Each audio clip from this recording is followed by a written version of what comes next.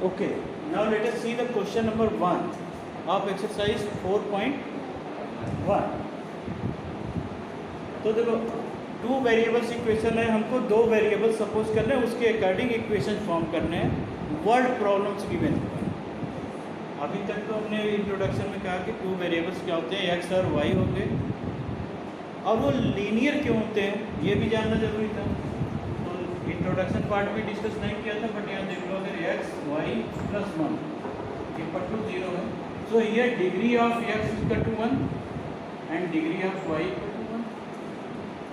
So due to this reason it is called the linear, because the power of the variables is 1 और two variables हैं x and y. So due to this reason it is called the two variables.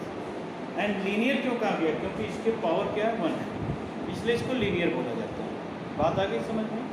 कोई पूछेगा तो already बता सकते हो ना कि इसको linear equations क्यों कहते हैं. Okay, now see the question number 1.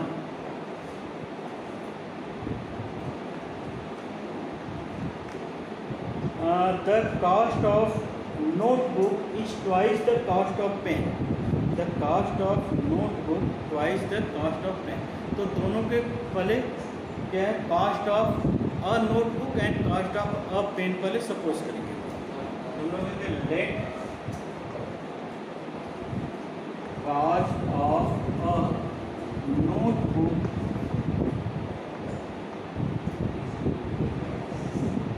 equal to rupees X and cost of a pen equal to rupees Y. क्योंकि वन वेरिएबल्स नहीं है, ये डिफरेंट टू थिंग्स हैं, तो उसके कॉस्ट भी डिफरेंट हम लोग राइट डाउन करेंगे. ठीक,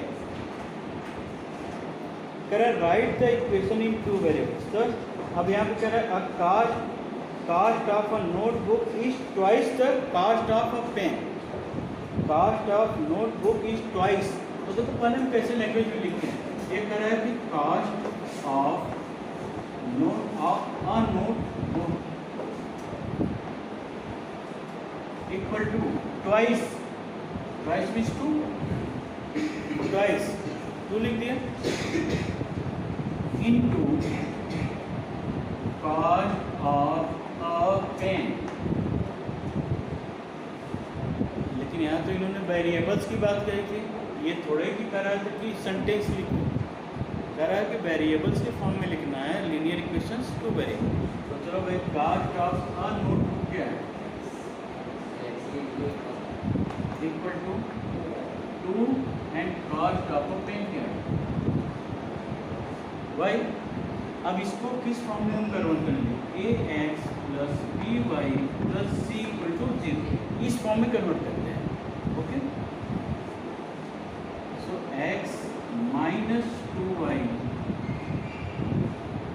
this will be equal to 0.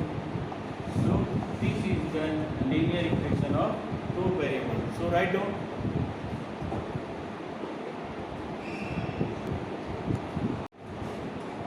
Okay, now let us see the second question of exercise 4.1.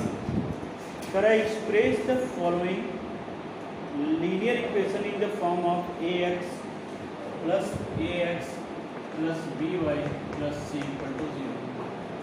इस फॉर्म में कन्वर्ट करने हैं, and then find the value of A B and C.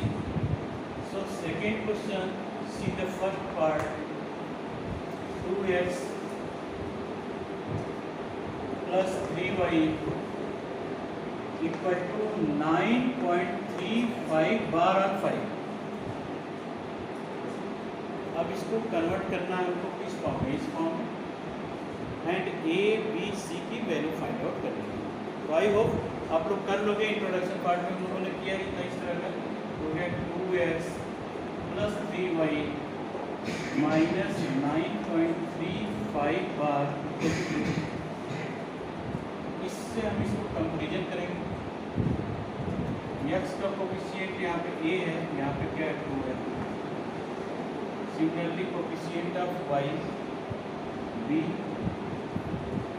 equal to 3 and c equal to 9.35 bar on 5. Okay. Now let us see the second part.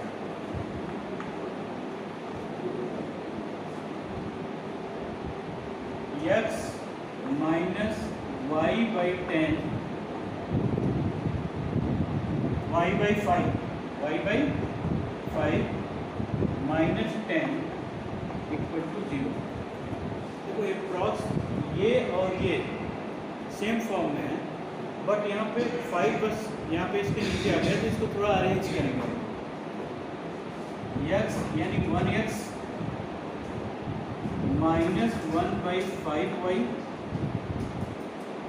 Minus 10 equal to 0.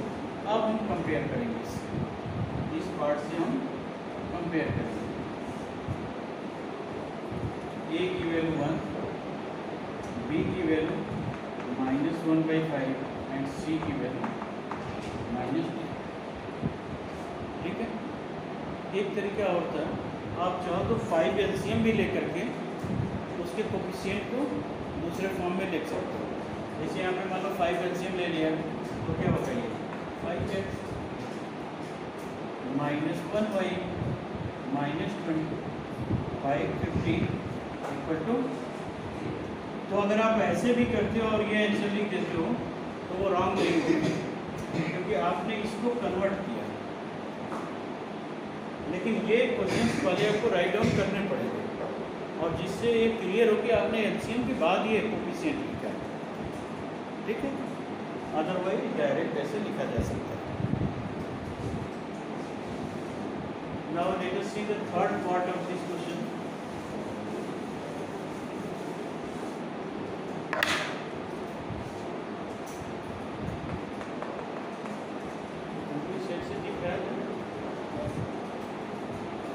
Third part है minus 2x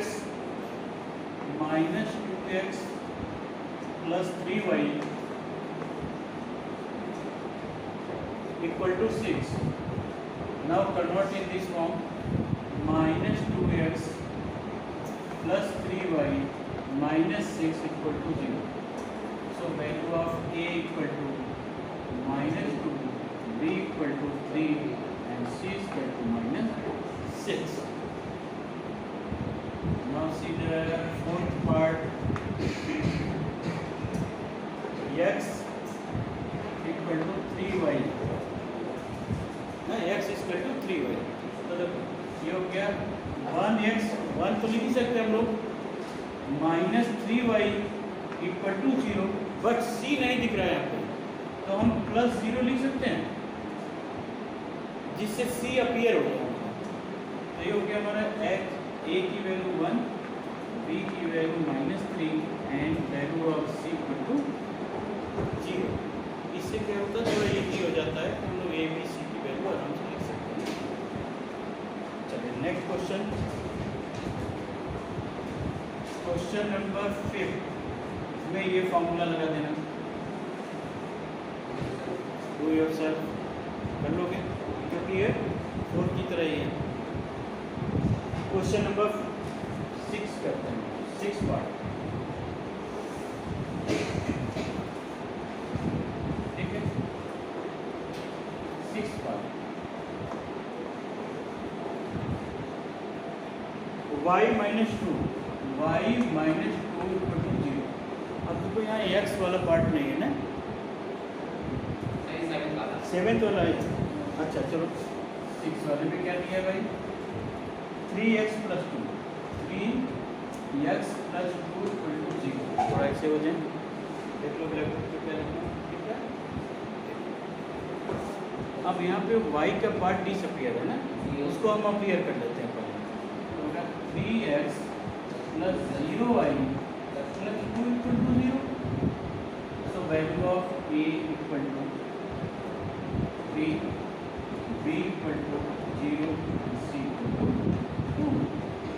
and question 7th part में do yourself, वहाँ पे 0x करके find out करेंगे। Question number 8 part को हम लोग देख लेते हैं। बल्कि 8 पार्ट हमारा क्या है, 5 = 2x। चलो जानते हो 5 को उधर ले जाओ, कांस्टेंट टर्म ये हो गया 0 = 2x - 5। y यहाँ पे शो नहीं हो रहा है तो y को शो कर लेते हैं। 0 = 2x + 0y - 5। So value of a = 2, b = 0 and c = -5। Okay, तो ये एक्सरसाइज का क्वेश्चंस खत्म हो गया। तो let us proceed the introduction part of exercise 4.2। अब ये हम लोग आज नहीं कल, अब नेक्स्ट बैच आएगा तो ठीक है।